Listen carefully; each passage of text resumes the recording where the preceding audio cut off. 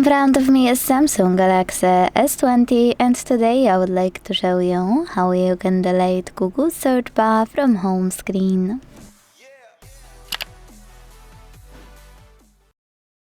All you need to do is hold your search bar and wait for this pop-up.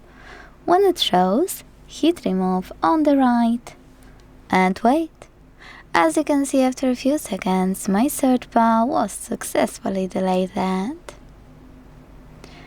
If you want to restore it though, just hold your display and tap on Widgets at the bottom between Themes and Settings. Then scroll to find Google, click on it once you do, and then hold this search bar widget to place it on your screen. When you're ready, let go and tap on Home button.